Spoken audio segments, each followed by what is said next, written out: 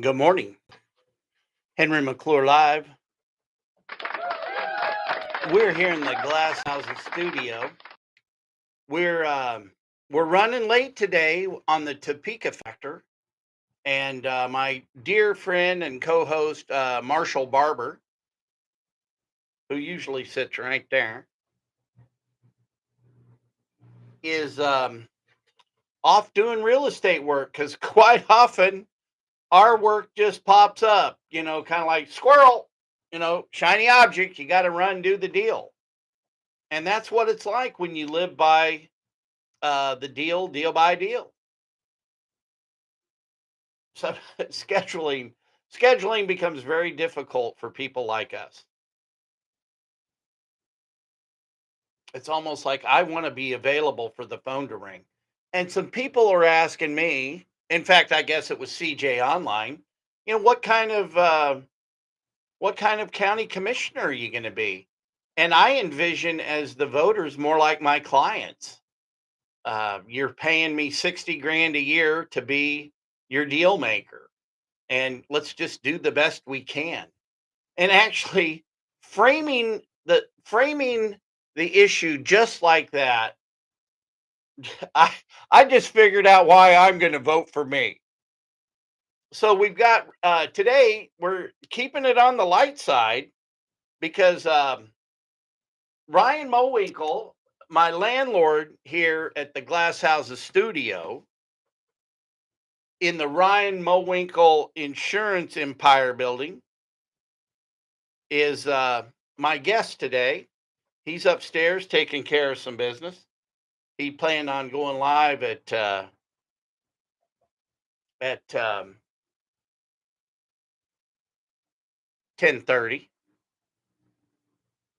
Marshall's well,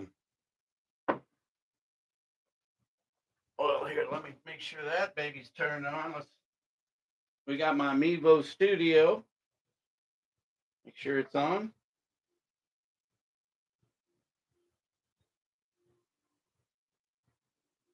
I'm here working on it.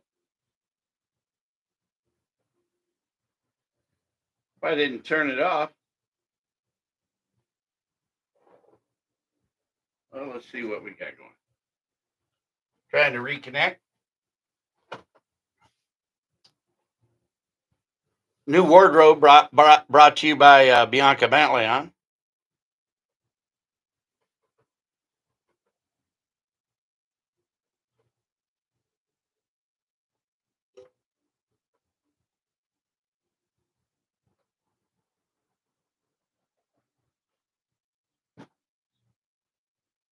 We got to get this thing down. I got to get some better camera. I got to get some better camera situations working. And when I say situations, I really want to get more of a permanent studio, and maybe. Oh, hey, Henry McClure live on Facebook. We're running a little late on the Topeka factor. Marshall will be here post haste. He has a an issue that he has to take care of at one of his projects. You can call in today. If you here today, I actually have a guest. We'll be talking to Ryan Mowinkle, who is he's a friend of mine first, or actually he's my landlord first, which automatically makes him a friend of mine. I'm constantly making sure he's a friend of mine because in the landlord tenant relationship, that's very important to always stay friends with your landlord. Some people in the shopping center industry found out you should never sue your landlord because when that lease is up, it doesn't matter. You're out. I mean, either we're going to sit down, we're going to talk about it. All right. So, hey, this I want let this show be an example of Henry McClure being able to behave during an interview, because I really want people to come into the Glass Houses studio and talk. We don't have to get in the nitty gritty about issues. Uh, it doesn't have to be about my alcoholism or my recovery. I want it. I want people to come in here. I love talking to people. You may not believe this, but I have learned a lot more about people by listening. And you may not think I'm listening, but I'm listening to every word. Uh, so we're waiting for Ryan. He's just gonna walk in, sit down, and I'm gonna surprise him that hey, the show's going on. Having a little cup of coffee. I'll tell you, it was interesting last night at the Eisenhower dinner uh, at Topeka Country Club.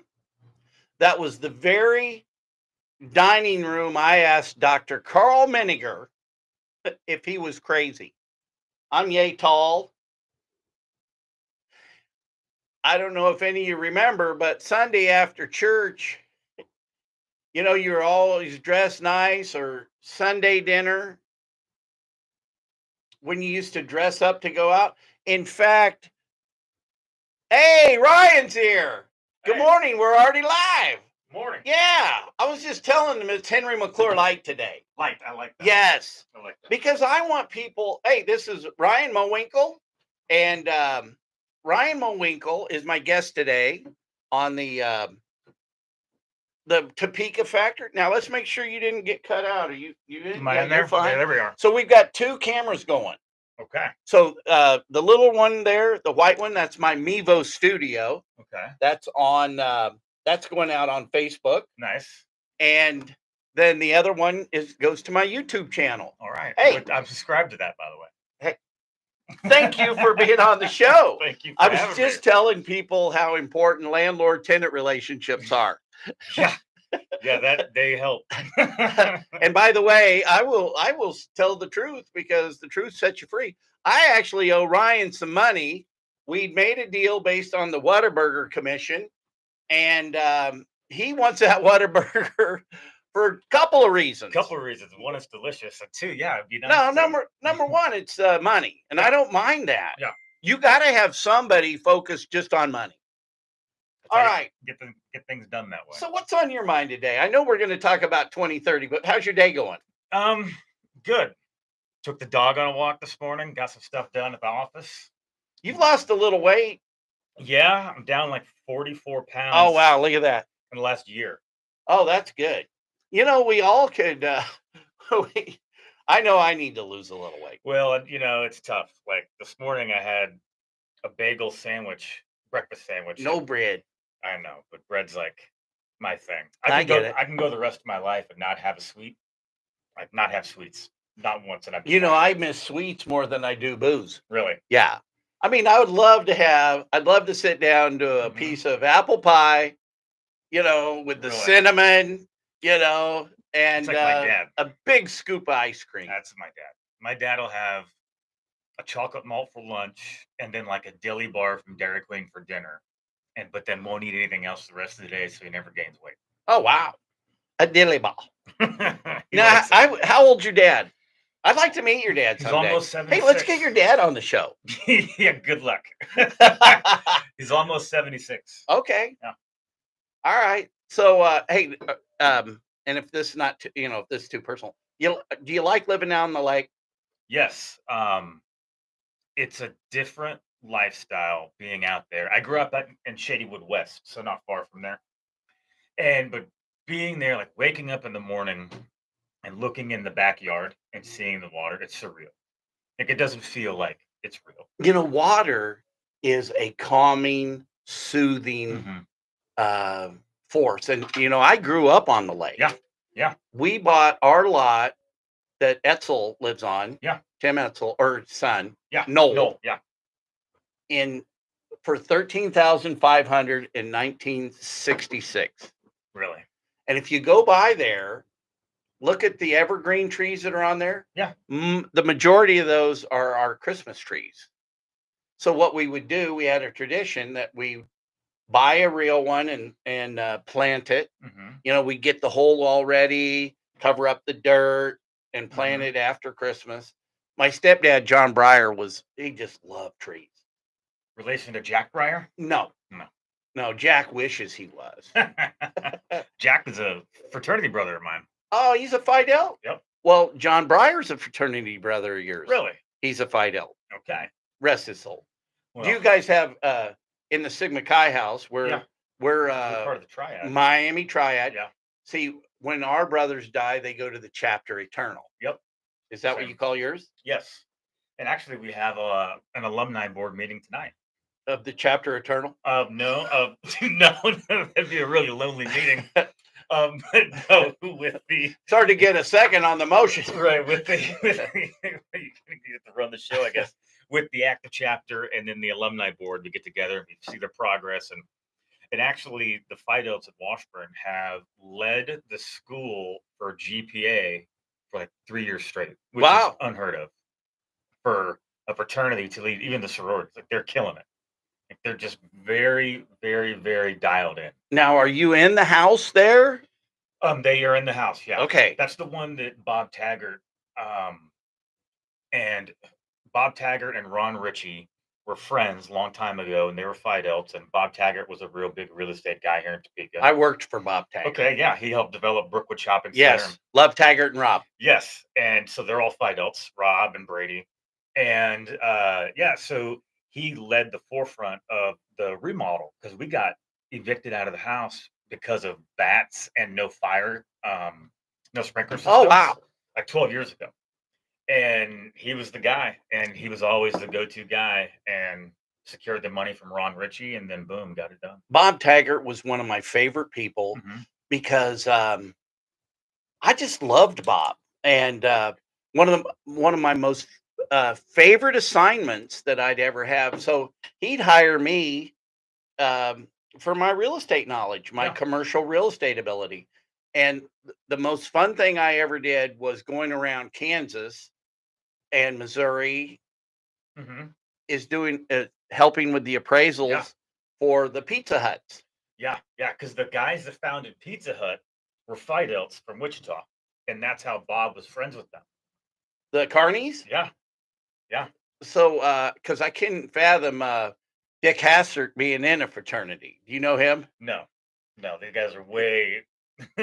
He was actually the first Pizza Hut franchisee. Okay. With Frank Sabatini. Okay. Wow.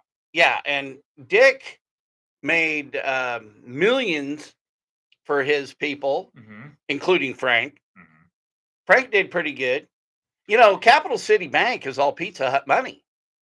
Really? Oh, yeah. Well, see, it's funny that, you talk about your fraternity, and then my fraternity means a lot to me because it's done a lot for me. You get out of it what you put in, right? Similar to like 2030 Club or any board you're on or any charity. You get out of it what you put into it. And like you mentioned all these things, and like, so the Pizza Huts in Wichita, right, are all serviced for their HVAC systems by another Phi Delta who was a fraternity brother when I was in the house, and they got a connection through that, and boom, and they take care of each other. And even here in town in Topeka, I mean, the guys that went to Washburn, smaller school, you're more connected. The CEO, the ex-CEO of Burger King, of Papa Murphy, of Wendy's were Phi Deltas, and they would still come back to Topeka for alumni night, for founders night, like once a year when we celebrate, and mingle with these kids and or young men rather, I guess. Like the founder of KC Masterpiece Barbecue, is from our fraternity at Washburn. And when I was in college back in the early 2000s, late 90s, he invited us all, paid for a bus, and we went to the Royals game and got a suite, and then he took us to his restaurant, and got a free meal upstairs. Living large. I mean, it was just like an experience that I never thought I would ever get to have. But those guys, because of the tighter community, care, and they like to give back. So, I always find that if you're involved in something and you really put into it, you're going to get a lot out of it. We're going to get to 2030 Club in just one moment, I promise, because that's what we wanted to talk about. I When I was 22, I left Topeka and came back 18 years later. But I want to go back to my Sigma Chi roots Yeah. at KU. And I definitely wasn't mature enough to be at KU that year in the beginning. But when I finally did get initiated, our initiation process was that of self-help and enlightenment, something that really, no hazing, it was make yourself a better person. And they actually had I'm not going to get into too much details, but one of these details that identified some of my alcoholism back then. And if I would have just done what they said back then, I'd have been so many years ahead of myself. But it was a white light moment when I got saved. But back to let's talk about 2030. Yeah. And getting out of it what you put into it. Yeah. So who invited you to join 2030? Fraternity Brothers. Okay. So when I it was back in 2005, and Clint Whitney. I know Clint. Yep. Is he still doing the real estate out there? He's still helping run late Jerry Whitmer stuff, who was also a Phi Delta. Oh, wow. Yeah, and he had the Wienermobile. He'd drive around Washburn at the homecoming games and stuff. It was hilarious. Like an actual vehicle. The Oscar Mayer Wienermobile? How did he end up with like that? A smaller version, because he's just very eclectic. And he's a wiener. And they still have it. Oh, really? Clint still has it. Yeah, he's planning on trying to use it in parades. Hey, I want to use that for my campaign. Well, there you go. Hey, Clint. Clint's actually a viewer. Clint's watching this because I think. Oh, really? I think because I told him I was going to be on it.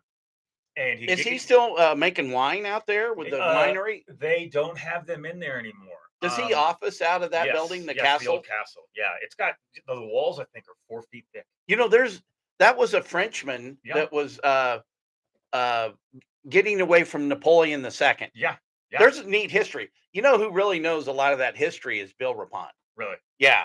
And he's a little angry at me. I'm sorry, Bill, but I love you. Well, this is off topic, but we had a Halloween party there one time that Clint hosted. Oh, man. Well, Jerry had one. And it was amazing. But they're talking about they want to start doing turkey legs. They're going to do he's thinking about doing an Airbnb out of it. And then they're also, and any money they raise will go to the foundation that Jerry Whitmer's family has. Man. You know, Dana K. Anderson. Yeah. Have you met him yet? I have not met him, but heard of him. We'll get him on the show. Okay. Yeah. I'll pop in. Yeah. Well, he was dear friends with Jerry Whitmer. And Dana K always wanted me to do business with Jerry. Really? Well, so Dana K, when he was working for Macerich, I call K's his middle name. Okay. I gathered. It's actually Kyle. Okay. But I've just always called him Dana K. Because I get to. I won't remember that. Because I'm Henry McClure. But anyway, he loved Jerry Whitmer. And when I came back to Topeka, I worked on properties that Jerry had sold Dana K. Really? Yeah. So that's another thing. It's like the connection, and I'll get to the connection of a 2030 also, but it started with the fraternity for me. And Jerry Whitmer's a Phi Delta.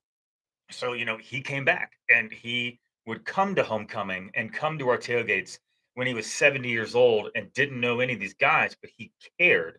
And we want to hear the stories. We wanted to hear, what was it like when you were in school to have that friendship, the camaraderie? Did we do what you did? Yada, yada, yada. Stories. Yes. Isn't that your nickname? Yes. Stories is my nickname in the 2030 Club. Yeah. I tell stories. But you love history. Yeah, I do. And everything I do is stories. Yeah. You got to tell a story. I mean, if I didn't do insurance, which just kind of happened, then I'd probably be like Indiana Jones, and go around and, just an archaeologist, because I just love learning, watching history, the Discovery Channel, History Channel. Wow, I just like this learning. Is another show. This could actually be a series. Well, You know what I want? I want to spend the rest of my life just exploring Kansas. I have seen a decent amount, but there's so many things. It's just so spread out, right? So, and with 3 little kids, we don't have the opportunities right now to load up and just go.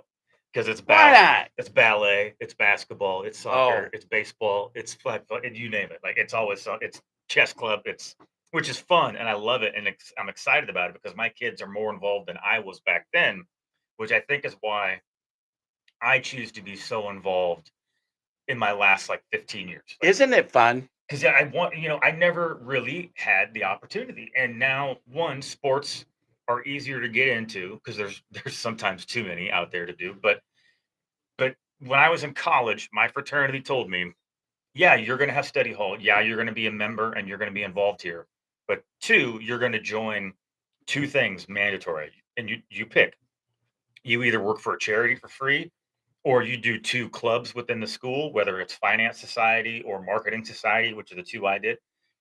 And it Now got me say in that again. Marketing Society. marketing Now society. tell me about that real quick.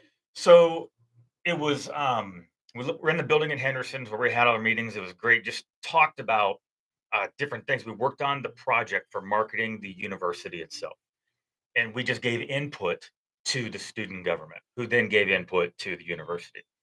But we got to go to Chicago, and we went to the Chicago. What is that? The Chicago Stock Exchange, I guess. I think it's got a different name. But Isn't it the commodities? No, I don't commodities know. or Chicago Mercantile, something. There's But something going on. there's something The happening. mafia. But we got to go up there and tour everything with kids from the club. We raised our own money, and same thing with the finance society. Funny side thing with the finance We'll one. see. So, well, it's not funny. It's ironic. I always say And that. it's a good memory. But we went in May of 2001 to New York City. So before 9/11, and we stayed at the Marriott at the base of the World Trade Center for Oh 3 days. wow! And we Isn't were, that a different world? oh yeah, oh yeah. And Now, how old were you? I just turned 21. Okay, so you could drink.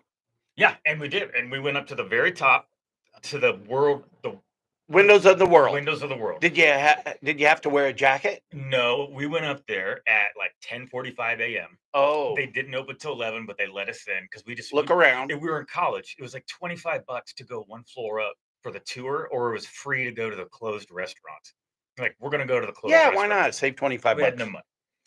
Go in there, and the funny story is I ordered the drink. Whiskey sours were really popular back then in 2001. And for whatever reason, I don't know, but I ordered one because I wanted to be cool. And this guy starts freshly squeezing stuff into it. I'm like, oh, this is going to be a level 10 problem for me because I'm not going to have, I think I had $10 on my ATM card or my debit card. I had like no money. And the guy turns around, he makes me a drink. My buddy next to me orders a drink. And the guy looks at me and just slides it over and looks up and goes, oh, it's on me, honey. And he gave it to me for free. Oh, that's But great, then made my buddy pay for his drink. So, man! You were sweating. He had Oh. telepathy. oh, dude. He was reading. He was reading your Oh. body language.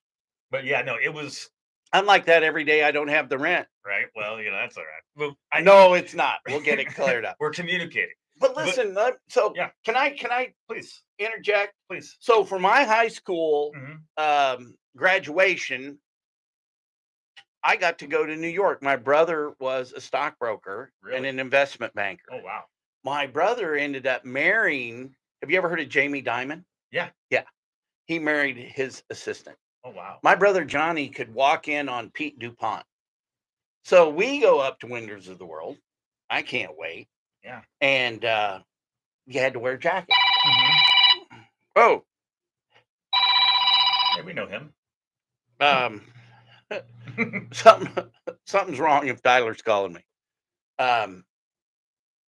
So we Wore a Big- jacket. yeah, so they give you a jacket out of their stock. Mhm. And Johnny and I went after we had our drink and Mhm. looked around. We didn't feel like having dinner at those prices. We're walking down the street and we're still wearing the jackets. Whoops. Yeah, and he kind of looked at me like, I go, oh no. But just that those would have been neat jackets to Yeah. have. Yeah, I mean it's the This was 77. okay. Well, we're at But we're first not after Kansas opening. boys ain't thieves. So My we took them mom- back. My mom lived in Queens. She moved there from Iowa to be a stewardess with United Airlines, and Queens was her hub. And so she lived in New York in the early to middle 70s and was around all that stuff. Like, what was it, Club 51 or whatever, what's that place called? I can't remember. Studio 54. Studio 54, yeah. She's been there and then went all around and was in New York in the heyday of New York, which is surprising because she's just from small town Iowa, and never does any. It can't even like say a bad word. So hard to believe that she lived there for 3.5 years, but she did. We got a lot of ties to New York, but off topic. Anyways, so I don't think there is a topic on my show, but go on. yeah, no, so 2030. So talking about the connections, well, it was Clint Whitney and Rick Lejeune. Both are Oh, Fidels. and Rick's isn't he a big deal still at Washburn? Yes, he runs their small business development area, and he's a professor there. And so there were 16 Fidels in 2030 when I joined, and there's only 65 guys in it. Okay. So for me, because I was in the business world, I was self-employed, I was already on some, committees and boards and used to giving back. I wanted to be involved. And I wanted to be involved because it was a next step from the fraternity, it felt like. So did you feel like you were just like fulfilling an obligation that you were trained in your fraternity? Yeah. And I felt like we should do this. and it was a natural transition because I had so many friends in it. And they were all quite a bit older than me, but it was really fun and it was exciting. And I've gotten to meet people that I never would have met I before. love it. All like-minded. Everyone's giving back. Everyone's 80-20, right? 80% of the people are doing, 20% of people are doing 80% of the work. Yeah, I got it. But those are the guys It's a that, thought that counts. right? Those are the guys that you remember. The guys that do the fundraising like you do. The guys that volunteer to drop off coats to the children. Volunteer to do Christmas for kids at Walmart for foster kids that don't have a family and wouldn't get a Christmas otherwise. Um, it's just special, but the fundraising it's changed so much. When I first got in, I think there are 30 galas in almost. When I first got in, we were netting about 50,000 a year to give out to communities. So how old were you? 25. 25.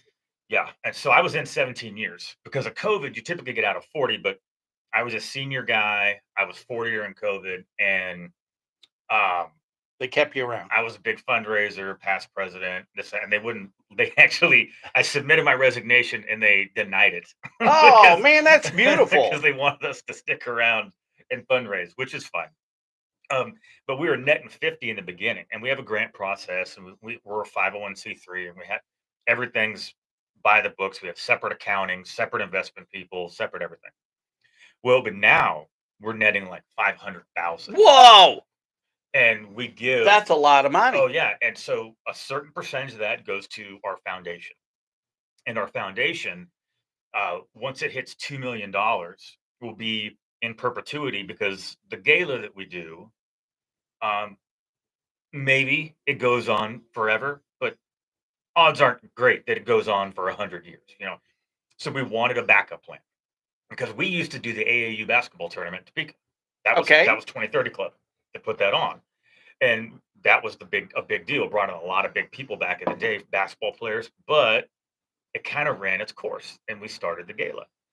And for the life of me, I can't remember his name right now. John Federico started the The gala. famous lobbyist. He started the gala. It was his idea. Big John.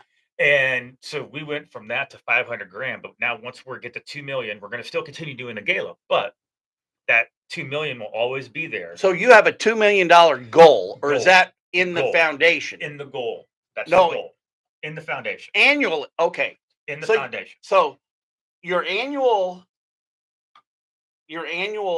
income was 500 grand. Yeah. And you want to get the foundation up to 2 million. Yes, but and then just give away the interest. Yes, and we only set aside a certain amount of what we raise each year to go to the foundation.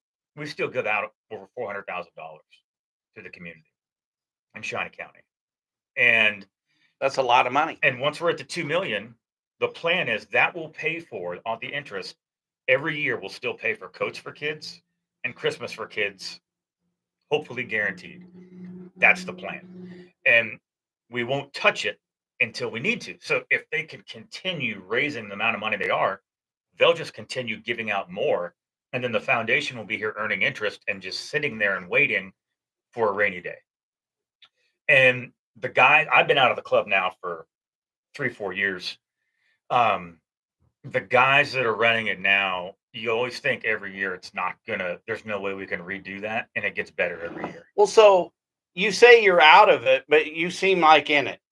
Well, I mean, I'm a past president, so because of But it's that, a passion. right? I mean, but so I have a lot of friends from it. It's that brotherhood thing, right? Like Do you have we an alumni association? we yes, we do. See? It's not necessarily called that, but yes, and we're the FOGs is what we are.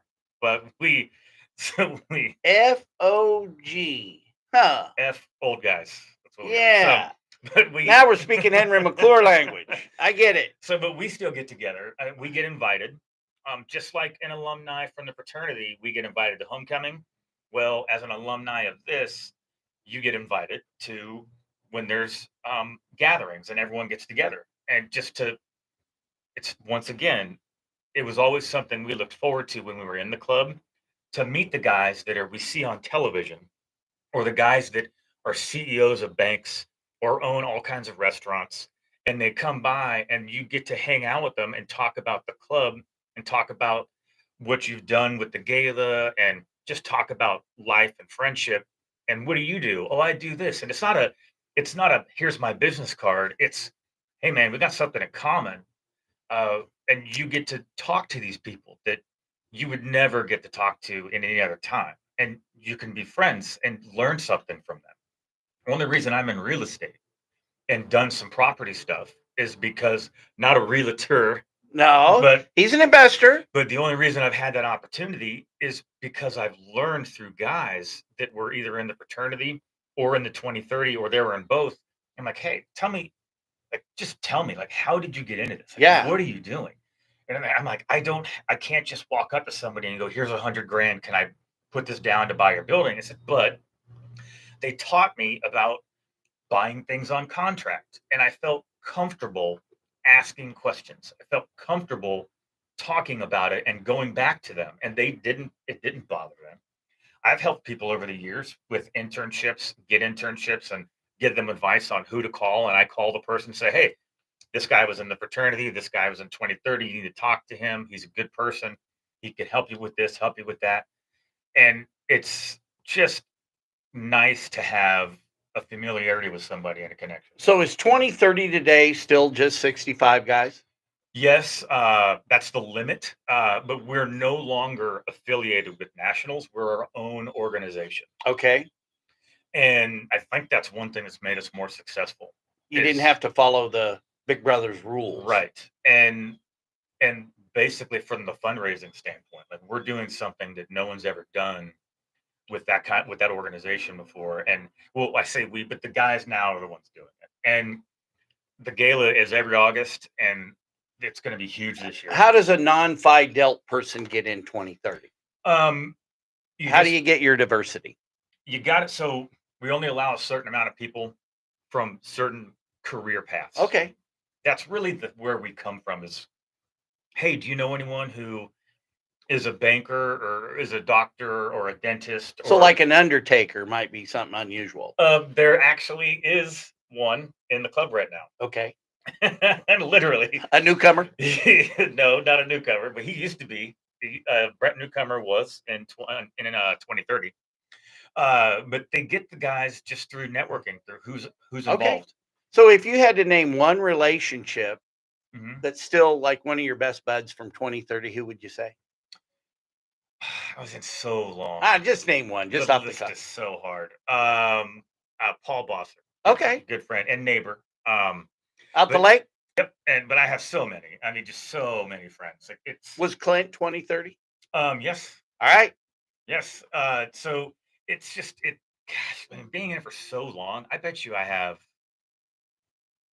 200 or 300 people that I could say that we're friends, like for sure. Like because of just being around them for so many years, so long. So I'm going to just throw out something wild, what I've Mhm. always felt. I've always, Mhm. see, I think that foundations ought to be broke. And just think if you gave $2 million to something you wanted to do in Mhm. Topeka, Mhm. boy, you'd sure jumpstart a project. Mhm. Mhm. But hey, that's my opinion. Yeah. Well, we got we got calls coming in. So I put mine on mute. yeah, I know, but I'm actually broadcasting off my phone. Oh, okay. Yeah. So I don't know how any of this works. that's by the all way, right. So Well, all right. What do you want to say? And how do we do? Did you now? Do you feel intimidated? Can I? Am I? no, Was I a good interview? yes, you were. So I was raised Catholic, so I'm always nervous about everything. I feel guilty all the time, so I felt like I was going to do something And I'm an Episcopalian, and we just think the way Episcopalians do. bad.